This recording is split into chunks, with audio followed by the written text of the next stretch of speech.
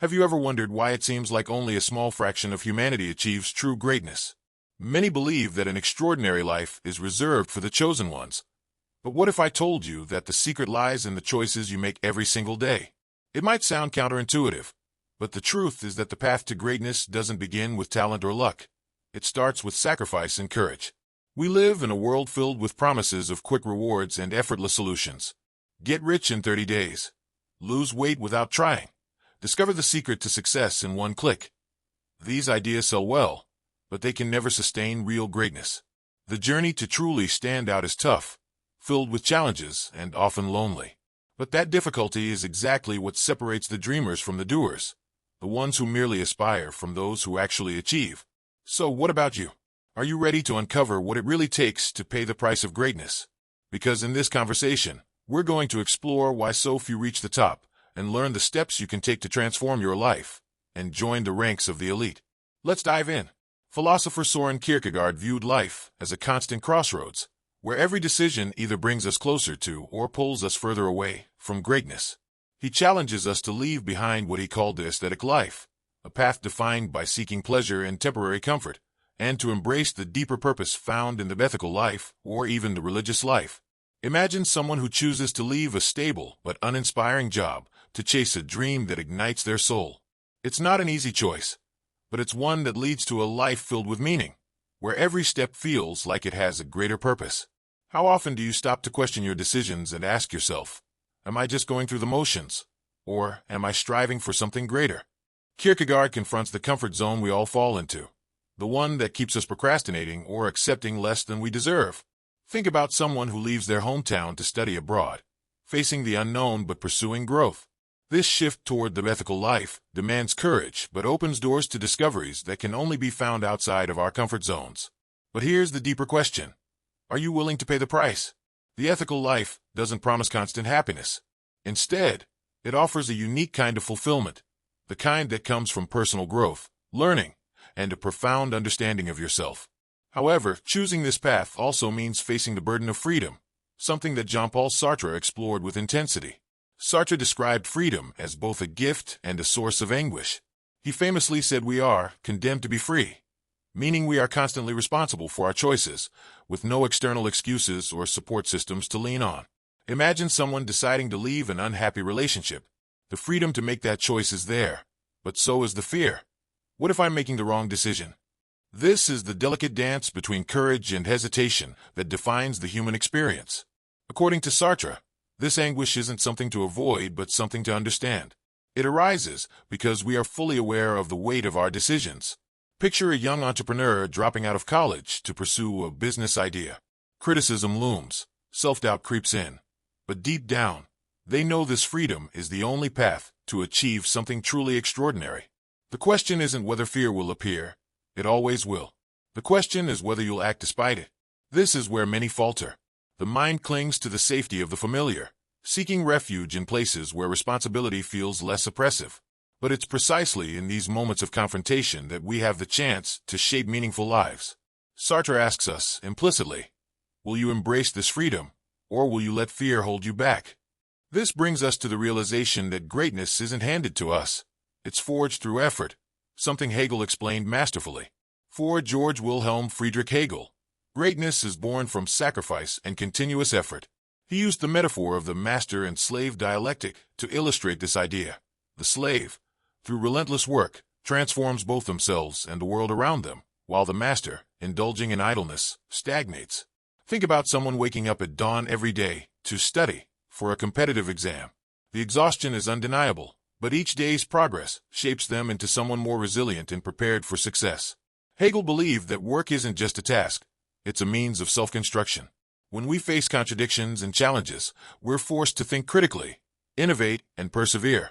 Consider an athlete training for a marathon. Every painful step and every drop of sweat isn't just building physical endurance, but also mental strength. Hegel's dialectic shows us that growth only happens when we're willing to confront discomfort head-on. However, this process is slow, and that's where many give up. Yet Hegel reminds us that sacrifice isn't a waste, it's an investment. Those who persist, embracing the contradictions along the way, are ultimately rewarded with transformation. This brings us to another timeless truth. It's not enough to work hard. We must also cultivate virtue, as Aristotle so clearly taught. For Aristotle, greatness isn't a matter of luck, but the result of deliberate and consistent effort. He introduced the concept of arete, or excellence, which is achieved through practice and habit. Imagine someone striving to be more patient. It doesn't happen overnight.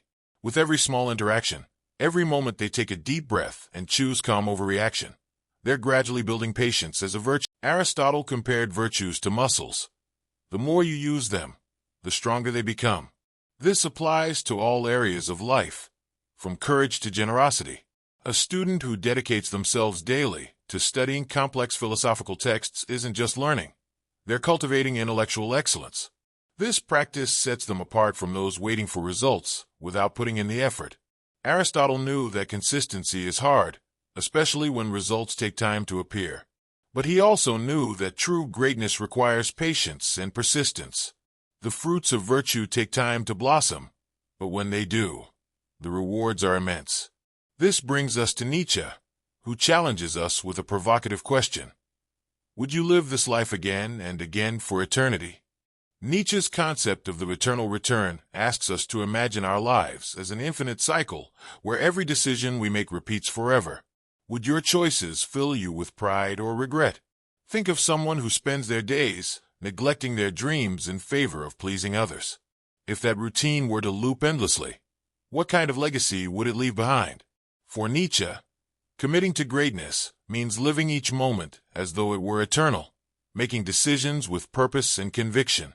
Picture a writer who dedicates an hour each day to their craft, even in the face of a saturated market and little external encouragement. They're creating something that matters to them, something that stands the test of time. This level of commitment isn't easy. It requires clarity about what truly matters. Nietzsche pushes us to reflect. Are our daily actions leading us toward a higher purpose, or are they fueling a life without meaning? Enter Thoreau, who challenges us to resist mediocrity and find purpose in a world that often rewards conformity. Thoreau believed that most people live lives of quiet desperation, settling for routines that don't reflect their true aspirations. He urges us to resist mediocrity, even when it feels like the easier path. Imagine someone spending decades in a soul-crushing job just to maintain appearances. Thoreau would ask, why not dare for more? Why not seek a life worth living? Resisting mediocrity starts with small, rebellious acts against the status quo. It's choosing to read a thought-provoking book like Walden instead of mindlessly scrolling through social media. It's deciding to learn something new or dedicating time to deep reflection in a world obsessed with superficiality. Each choice, no matter how small, brings us closer to a meaningful existence. But this path demands courage. We live in a society that often undervalues excellence, celebrating the ordinary while ignoring the extraordinary. Thoreau challenges us. Are you willing to pay the price for a life of significance?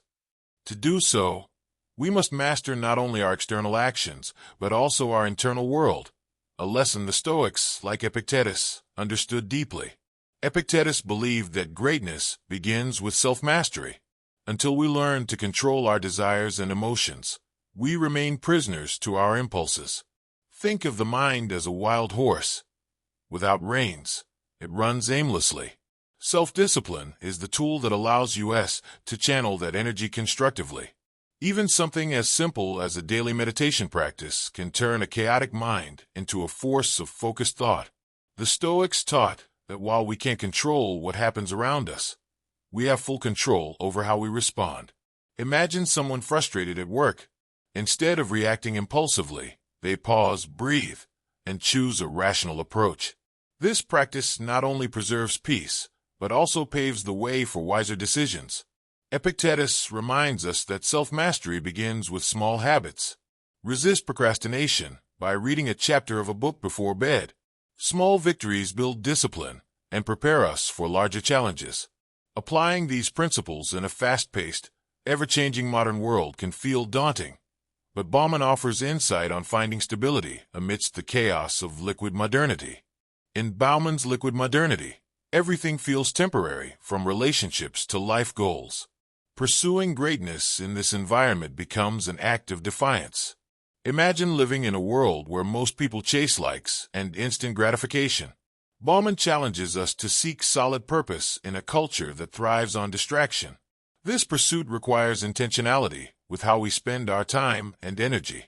While many waste hours scrolling aimlessly, the few who dedicate themselves to cultivating their minds and thoughts build a foundation for a life of impact. Taking just 30 minutes a day to reflect or journal your goals can be transformative in a world that often feels unstable. Bauman reminds us that the price of greatness in a modern, fleeting world is steep, but the rewards are immeasurable. In a culture that celebrates the disposable, consistency becomes a revolutionary act. And as we navigate this journey, the wisdom of past thinkers serves as our guide. Greatness begins the moment we decide to act with courage and purpose.